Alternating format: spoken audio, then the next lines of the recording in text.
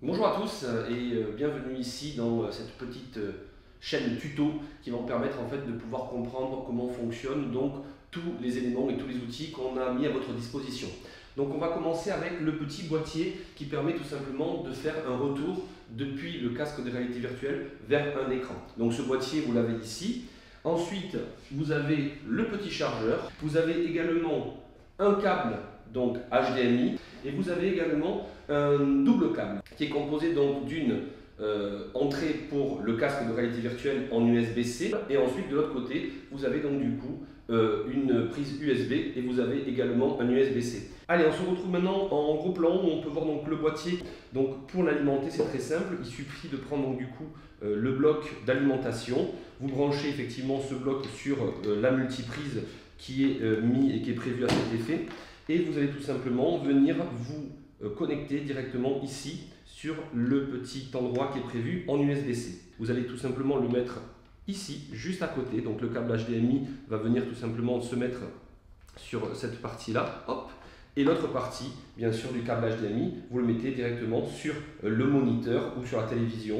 Donc le cordon USB et le cordon donc USB-C. Le type C, donc c'est le petit, l'USB, vous allez l'identifier, il est bleu et on va tout simplement le brancher ici, sur la partie bleue donc du boîtier.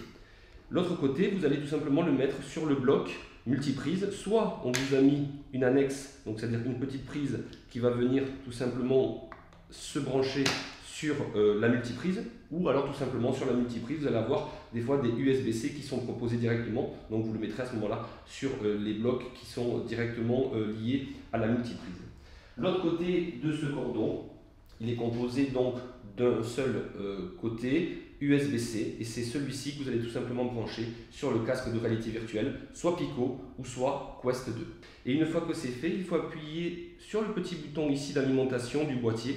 Et il faut appuyer vraiment très peu, c'est-à-dire il faut appuyer une seule fois et relâcher de suite. Si on reste appuyé malheureusement en continu, eh bien le boîtier ne s'allumera pas. Lorsqu'il faudra éteindre le boîtier, par contre, il faudra appuyer en continu au minimum 3 secondes. 1, 2, 3, et là le boîtier normalement s'éteint.